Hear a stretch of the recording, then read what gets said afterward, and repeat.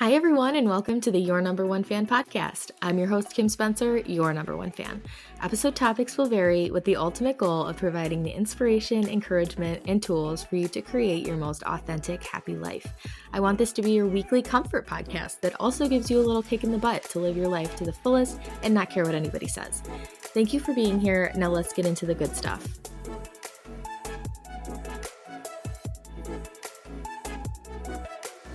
Hi, everyone. Welcome back to the Your Number One Fan podcast. I'm here today with Kyra. I'm excited to chat. We have been kind of following each other for a couple of years now and she's the third person I've talked to from Clubhouse. So that really opened a lot of connections and networking for me. And Kyra and I did quite a few rooms discussing mental health and just body image, either issues or confidence, all of those types of topics. So we're just going to kind of dive into whatever kind of comes up organically. I'll let Kyra introduce herself and kind of share why she's interested in all of this stuff and how she uses it on social media and all of that good stuff. So thank you for coming on. I really appreciate it, and I'm excited to chat. So go ahead. You can kind of introduce yourself and tell everybody who you are, what you do, and why you're passionate about it all. Awesome. Well, thanks so much for having me. That is so wild to think that we met so long ago on Clubhouse, and to think that was probably 2 years ago now. Wow. Yeah. Because I stopped around the time I got my dog, Teddy, and she's about 2 now. She is 2. So it's just all kind of crazy to see all of this, now. But hi, my name's Kyra. I am from outside of Toronto, Canada. I am 28. I work in sales currently with an athletic brand. And I very passionate about body neutrality, mental health. And I talk about mental health through, my own lens. And what I've been through, and how my journey has been very different. My healing journey has been very different over the past many years, and that's okay. We go through many different stages when it comes to mental health. So it's all about discovering who you are, and discovering more about yourself and how your brain works. So I'm just really passionate about that. And hopefully, what I'm passionate about is talking about it. My experience, I think that once you start to talk about it, it helps open that door for others to maybe explore what they hadn't already. So I think, I hope that sparks some conversation within someone's own mind, to, say it's okay to not be okay. So that's why I'm here. I also love you, Kimmy. So I am happy to be here. Yeah, I'm excited.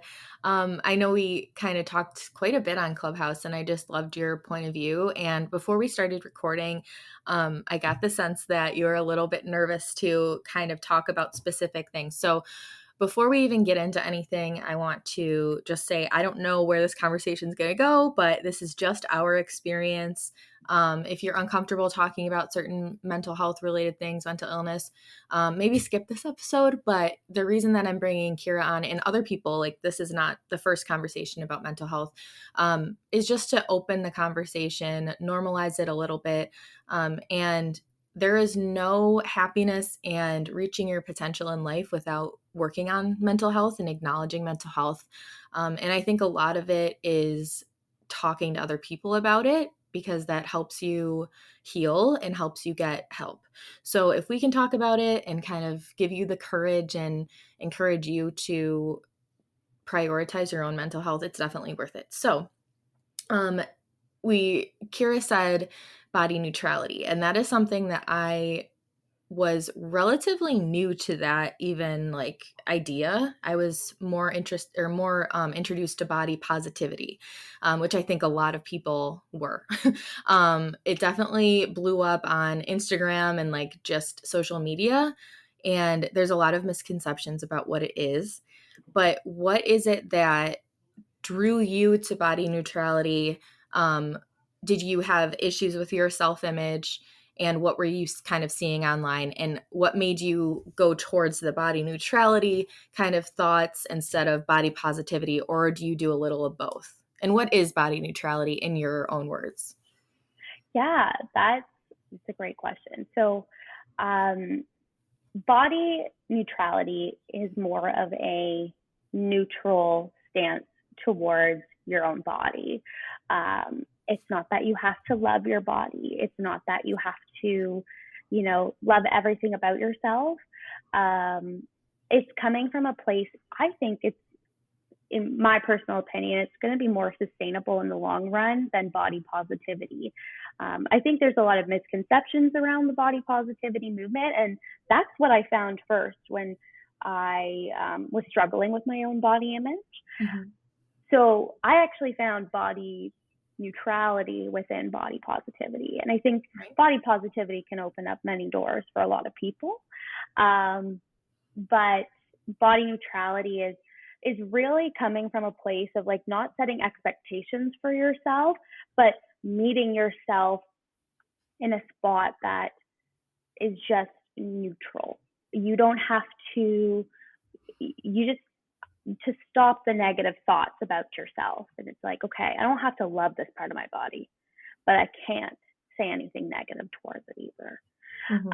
And eventually, maybe you can get to a space of more body positivity. And not to say that, I don't love the body that I'm in now, but I think just in a long term perspective, body neutrality, you're going to find a lot more happiness um, than through um, more of a body positivity movement outlook. Mm-hmm. Mm-hmm. Um, I think there's a lot of toxic positivity that can also come from it. Not body neutrality, but more body positivity. And um, I don't want to set, unrealistic expectations for someone, um, because a lot of people won't believe themselves when it comes to saying these kinds of things. So just meeting yourself, especially if you're coming into a space where you are just, trying to um, unravel yourself from a lot of the cultural narratives and expectations that are set on our bodies. Um, it's just a good middle ground to meet yourself in, and I again, sustainable in the long run, a lot more for sure. Mm-hmm. Mm-hmm. Yeah. Everybody is going to, resonate with something different. But I think the reason that we both can agree that it's more sustainable is body positivity kind of, whether you mean for it to or not, it feels more black and white. Like if you're not body positive, you're like struggling and you hate your body, or like if you can't meet this specific threshold of body positivity, like you're just, why even bother? Like I think that might be the mental thing behind it. But body neutrality, I mean, I think you have the option for body positivity type talk and feelings, but you don't have to set that expectation on yourself. So for me, especially lately, I mean, I've always had issues with my body image and mental health related issues with all of that. Like it's just more common than you think, because as you said, like just the societal expectations and what you see out there. So it's been an up and down road with me, but I am starting to feel better about my body by being this kind of mindset of body neutrality, especially after having a baby. My body is even more different than usual. And it's hard. It's definitely really hard, especially because you live in that body and you look at it every day, and we pick ourselves apart a lot more than other people are going to. So as like somebody who had a baby and my body is just forever different, it's more of a toxic thought in my brain, like trying to achieve a certain look or trying to be different, because I made a baby with this body and it has nothing to do with like what I have to offer the world. It's just the body I'm in. So, and like you said, it's really hard to get to a place where you can identify with that type of feeling and you can be like, okay, I am neutral towards your body, my body. So, anybody listening who's interested in kind of having a better relationship with their body, would you recommend that they like go to therapy for that? Or are there some things that you would recommend doing before therapy? Or if they can't access therapy, like what introduced you to it and helped you to kind of take on that mindset? Yeah. I personally think that therapy is for everyone, anyone and everyone. So I think even Yeah. if you're, happy as can be, I Mm-hmm. still think you need to go to therapy just so that it helps you navigate, the relationships around you. I've found that it's helped drastically with my relationships. But when it comes to body neutrality, if you feel like you're struggling, talk to someone, because obviously we don't know everyone's situation, but talk to someone, whether that be a friend, a family member, someone that you can trust, so that you get a second opinion on it. And therapy might be great for you. Um, Talking to your doctor. There's also a lot of bias when it comes to weight discrepancy. When it comes to healthcare. So I can understand if going to the doctor is not something that you necessarily want to do, but I do encourage it. Um, as my parents are in the medical field, so Okay. I do recommend it. Going to your doctor, and if you are really struggling, that is something I would highly recommend talking to them about. But um, Mm-hmm. yeah, when it comes, honestly, therapy is never a bad idea. I found a lot of my where it sparked my interest was actually when I started to curate my Instagram and Mm-hmm. started following things that didn't align with my beliefs, and my values. Uh, Alex Light has a book out called "You Are Not a Before Picture," and she actually outlines in one of her chapters very detailed in a how to curate your Instagram so that it's not triggering for you. Um, Unfollowing people who, might have, I don't know. It really depends. Mm-hmm. Whatever is triggering for you is going to depend on each person. Yeah. And I think that um, you need to go through who you're following and unfollow anything that doesn't align with that. Mm-hmm. Because ultimately you're going to find a lot of peace in that. And then she also outlines in the book some great people to follow, who are in the body neutrality space, who are in like, fat acceptance and body positivity. Because body positivity necessarily isn't a bad thing. Um, but you can find a lot of resources within those communities on Instagram. And that's ultimately how I started my healing journey. How I started to realize that, oh, you know what? I think I might have a problem. Like I need to seek help. And ultimately that was like what helped me get help with my eating disorder, um, in the long run. And I'm so thankful for it. And it's even with, going through my ED recovery, um, finding even more resources to help me with those kinds of things. So I think ultimately at the end of the day, therapy is for everyone.